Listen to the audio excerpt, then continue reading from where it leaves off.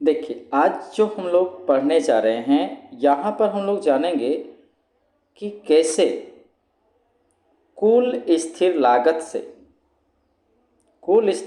से औसत स्थिर लागत ज्ञात करते हैं।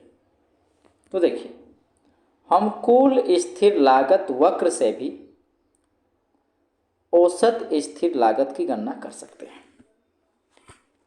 अगर हमारे पास कुल स्थिर लागत का वक्र है तो उसकी सहायता से भी हम लोग औसत स्थिर लागत की गणना कर सकते हैं। रेखाचित्र 3.5 में यहाँ पर देख सकते हैं। समस्तरीय सीधी रेखा, ये देखिए एक सीधी रेखा समस्तरीय मतलब एक्स अक्ष में के समांतर सीधी रेखा है, और ये ऊर्ध्व स्तर यानी कि वाई एक्सिस जिसमें लागत है उसको कहाँ पर काटा है, एफ पर काटती है। वह कुल स्थिर लागत वक्र है। तो ये देखिए, ये जो सीधी रेखा गया है ये कुल स्थिर लागत वक्र है ना। टोटल फिक्स्ड कॉस्ट का ग्राफ है। निर्गत के क्यू नॉट स्तर पर यानी कि क्यू जीरो के स्तर पर, देखिए निर्गत जब क्यू नॉट हो यानी कि क्यू जीरो हो, क्यू शून्य हो जो आप कहते हैं, तो क्यू जीरो पर यानी कि मात्रा, निर्गत की मात्रा कितनी है, क्यू नॉट है। कुल स्थिर लागत कितनी है, अगर हम इस पर देखते हैं, मात्रा जब क्यू नॉट है उस समय जो स्थिर लागत है वो एफ है, या फिर बोल सकते हैं ओ एफ है। यहाँ से लेकर यहाँ तक ओ एफ कुल स्थिर लागत है। कितनी इकाई के निर्गत पर, क्यू नॉट इकाई के निर्गत पर। क्यू नॉट पर कुल स्थिर लागत, क्यू नॉट पर कुल स्थिर लागत वक्र पर संबंधित बिंदु ए है। देखिए, क्यू नॉट पर हम लोग बात करते हैं तो कुल स्थिर लागत पर जो बिंदु हमें प्राप्त होता है वो ए है। अब इसको यहाँ से यहाँ मिला दिए, ठीक है, ओरिजिन से मिला दिए मूल बिंदु से। तो यहाँ पर हमें देखिए एक एंगल का निर्माण हुआ, यहाँ पर कोण बना है, कोण। तो इसको यहाँ पर क्या नाम होगा, तो angle A O Q naught, जिसकी वैल्यू कुछ मान सकते हैं तो थीटा मान लेते हैं। तो यहाँ पर देखिए थीटा तो यहाँ लिखा हुआ है, ठीक है। तो क्यू नॉट पर औसत स्थिर लागत कैसे निकालेंगे, देखिए क्यू नॉट पर जो औसत स्थिर लागत है, या फिर सिंपल शब्दों में कहें तो औसत स्थिर लागत कैसे निकालेंगे न, कुल स्थिर लागत को विभाजित करेंगे कितना से, मात्रा से। तो यहाँ देखिए कुल स्थिर लागत क्या है, ओ से लेके एफ बोलिए या क्यू नॉट से ए बोलिए, बात एक ही चीज़ है। ये जितना बड़ा होगा उतना बड़ा ये भी होगा, ए क्यू नॉट, और किसे भागा देना है, मात्रा से। तो मात्रा कितना होगा, ओ से लेके क्यू नॉट। तो ये उसको इससे डिवाइड करना है। तो याद कीजिए क्लास 10 में आपने पढ़े हैं कि यह जो थीटा होता है, जो सामने होता है वो परपेंडिकुलर होता है, और नीचे जो होता है वो बेस होता है। तो कहीं ना कहीं यहाँ पर ट्रिगोनोमेट्री फंक्शन आ रहा है, और इसको हम लोग लिख सकते हैं p/b के रूप में। तो ये लिखेंगे tan थीटा, जो यहाँ पर लिखा हुआ है। और tan थीटा को मैथ में स्लोप कहते हैं, हिंदी में अगर सिंपल शब्दों में कहें तो ढाल कहेंगे, और यहाँ इकोनॉमिक्स में अधिकतर प्रवणता कह के सूचित किया है। तो इसके कारण जो स्लोप बना है ये इस लाइन को इंडिकेट कर रहा है, यानी कि ओ ए। तो यही इतना बटे इतना जो आया, ए क्यू नॉट बटे ओ क्यू नॉट, तो इस लाइन के बारे में बताया, इसके स्लोप के बारे में बताया। यही स्लोप ही हमें इंडिकेट कर रहा है औसत स्थिर लागत, ठीक है।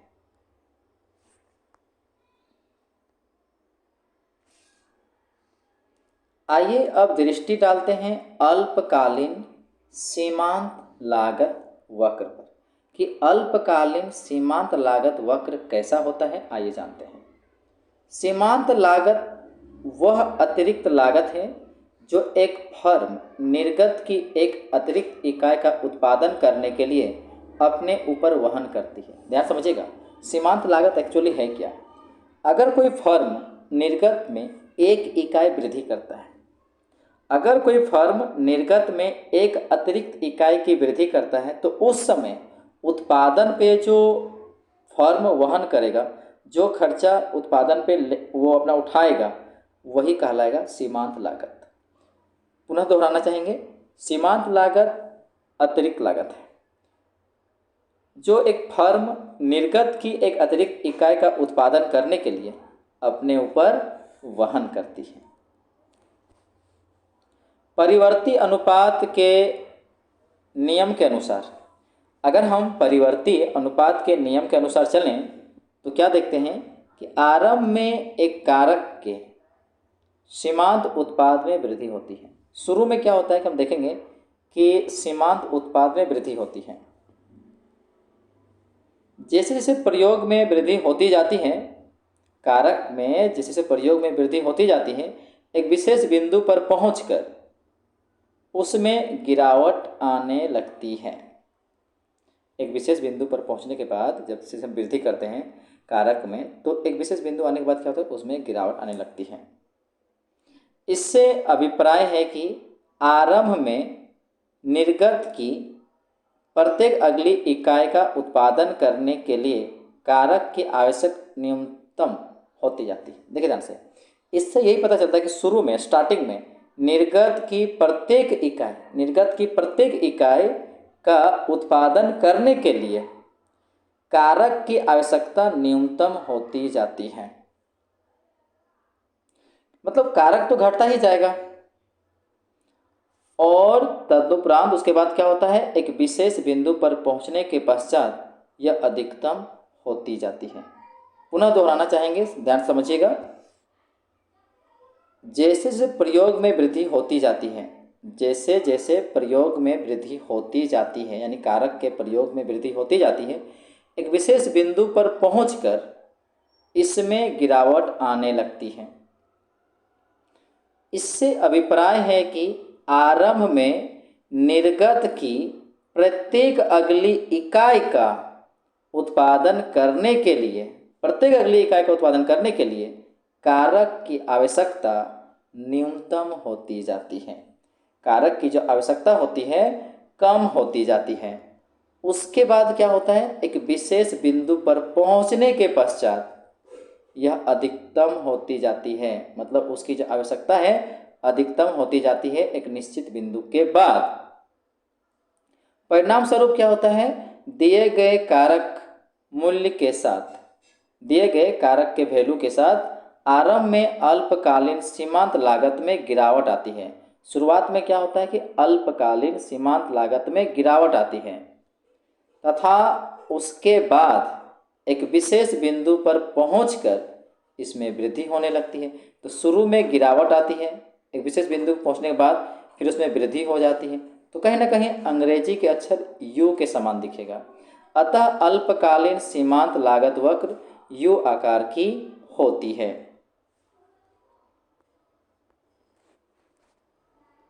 निर्गत के शून्य स्तर पर अल्पकालीन सीमांत लागत अपरिभाषित होती है। अगर हम लोग अल्पकालीन सीमांत लागत की बात करें और वो भी शून्य स्तर पर, तो ये अपरिभाषित होती है। निर्गत के एक विशेष स्तर पर कुल परिवर्ती लागत, निर्गत के एक विशेष स्तर पर अगर हम बात करें तो कुल परिवर्ती लागत जो होती है उस स्तर पर सभी सीमांत लागतों का योग होती है। अब औसत परिवर्ती लागत वक्र किस प्रकार दिखता है ये भी जानेंगे। मतलब वो अब ये जानना है कि औसत परिवर्ती लागत वक्र किस प्रकार की दिखती है या दिखता है। निर्गत की प्रथम इकाई के लिए यह जांच करना सरल है। निर्गत की प्रथम इकाई के लिए जांच करना सरल है कि अल्पकालीन सीमांत लागत और औसत परिवर्ती लागत एक ही होता है। प्रथम इकाई के लिए क्या होता है, अल्पकालीन सीमांत लागत और औसत परिवर्ती लागत एक ही है। अतः दोनों अल्पकालीन सीमांत लागत और औसत परिवर्ती लागत वक्र एक ही बिंदु से शुरू होते हैं। फिर जैसे जैसे निर्गत में वृद्धि होती जाती है फिर जैसे जैसे निर्गत में वृद्धि होती जाती है, अल्पकालीन सीमांत लागत में गिरावट आती है और औसत परिवर्ती लागत सीमांत लागतों का औसत लागत होने के कारण इसमें गिरावट आने लगती है। देखिए, यहाँ पर बोलना चाह रहा है कि जैसे जैसे निर्गत में वृद्धि होती है तो अल्पकालीन सीमांत लागत में गिरावट आती है। और यहाँ देखिए, औसत परिवर्ती लागत जो होता है ना, सीमांत लागतों का औसत लागत होने के कारण, देखिए औसत परिवर्ती लागत सीमांत लागतों का औसत लागत होने के कारण इसमें भी गिरावट आने लगती है, परंतु अल्पकालीन सीमांत लागत की तुलना में कम गिरावट आती है। अल्पकालीन सीमांत लागत की तुलना में कम गिरावट आती है। किसमें ना, औसत परिवर्ती लागत की बात करें तो।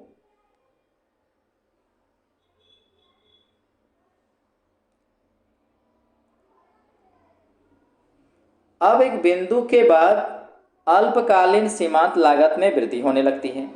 एक निश्चित बिंदु आने के बाद क्या होता है, अल्पकालीन सीमांत लागत में वृद्धि होने लगती है। औसत परिवर्ती लागत में निरंतर गिरावट आती है। औसत परिवर्ती लागत में निरंतर क्या आती है, गिरावट आती है। किंतु एक निश्चित बिंदु आने के बाद क्या था, अल्पकालीन सीमांत लागत में वृद्धि होने लगती है, मगर औसत परिवर्ती लागत में निरंतर गिरावट आती है। जब तक अल्पकालीन सीमांत लागत का मूल्य प्रचलित औसत परिवर्ती लागत के मूल्य की तुलना में कम रहता है। तो देखिए, ये कब तक ऐसा होता है, जब तक अल्पकालीन सीमांत लागत का मूल्य, अल्पकालीन सीमांत लागत का मूल्य जो होता है वो औसत परिवर्ती लागत के मूल्य की तुलना में कम रहता है, तब ये स्थिति देखने को मिलता है। एक बार जब अल्पकालीन सीमांत लागत में पर्याप्त रूप से वृद्धि हो जाती है, जब एक बार अल्पकालीन सीमांत लागत में पर्याप्त रूप से वृद्धि हो जाती है, इसका मूल्य औसत परिवर्ती लागत की मूल्य की तुलना में अधिक हो जाता है।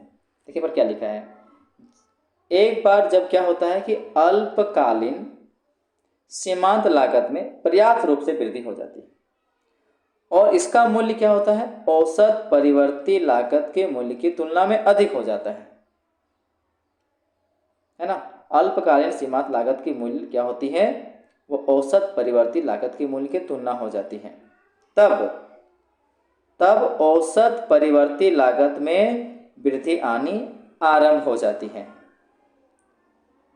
अतः औसत परिवर्ती लागत वक्र यू के आकार की होती है।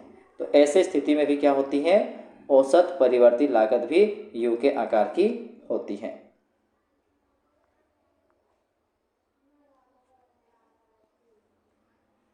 तो यहां पर देखिए, यू के आकार को दिखाया गया है औसत परिवर्ती लागत को। जब तक औसत परिवर्ती लागत में गिरावट आती रहती है, जब तक औसत परिवर्ती लागत में जब तक ये गिरावट आने लगती है, तब तक अल्पकालीन सीमांत लागत को औसत परिवर्ती लागत की तुलना में अवश्य रूप से ही कम होना ही चाहिए। देख क्या लिखा है, जब तक औसत परिवर्ती लागत में गिरावट आती रहती है, अल्पकालीन सीमांत लागत को औसत परिवर्ती लागत की तुलना में आवश्यक रूप से कम होना ही चाहिए, तथा जैसे जैसे औसत परिवर्ती लागत में वृद्धि होती है, औसत परिवर्ती लागत में क्या होती है, जैसे जैसे वृद्धि होती है,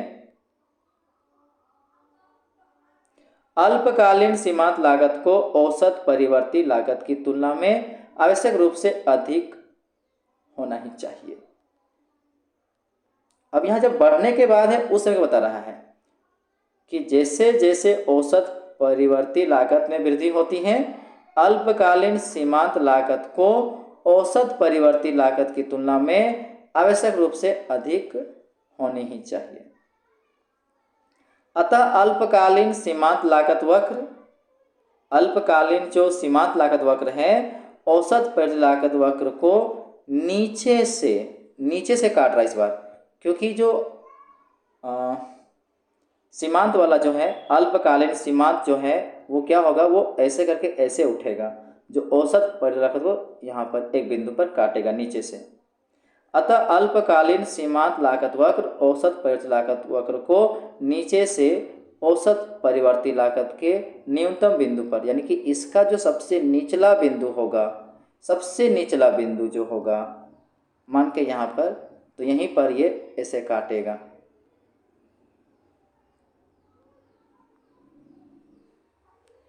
रेखा चित्र 3.6 में हम निर्गत को समस्तरीय अक्ष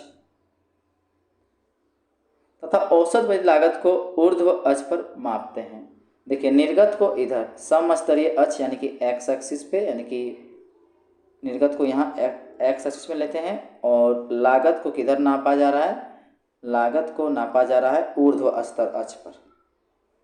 निर्गत के Q0 स्तर पर, यानी कि Q0 पर औसत परिवर्ती लागत कितना है, औसत परिवर्ती लागत जो है वो O भी है, O से भी O भी है, इतनी ऊंचाई तक ये लागत को इंडिकेट कर रहा है। Q0 पर कुल परिवर्ती लागत कैसे निकालेंगे? कुल परिवर्ती लागत निकालने का तरीका है कि औसत परिवर्ती लागत अगर दिया हुआ है तो उसको मात्रा से गुना कर दीजिए। तो यहाँ पर औसत परिवर्ती लागत कितना था Q0 स्तर पर, तो Q0 स्तर पर जो परिवर्ती लागत जो है, औसत परिवर्ती लागत जो है वो है O भी। अब मात्रा कितनी है, O से लेके Q0, तो कुल परिवर्ती लागत निकल जाएगा औसत परिवर्ती लागत गुना मात्रा। तो औसत परिवर्ती लागत हो गया O भी और मात्रा हो गया OQ0 जो यहाँ पर लिखा हुआ है। अगर इन दोनों को गुना करेंगे तो हमें ये एक आयताकार आकृति का क्षेत्रफल प्राप्त होगा। ठीक है, जिसका क्या नाम होगा, जिसका नाम होगा OVBQ0 का क्षेत्रफल। तो इसका जो जितना क्षेत्रफल आएगा, इसकी एरिया जितनी होगी, जितना क्षेत्रफल होगा, वही कुल परिवर्ती लागत को इंडिकेट करेगा, उसकी वैल्यू बताएगा।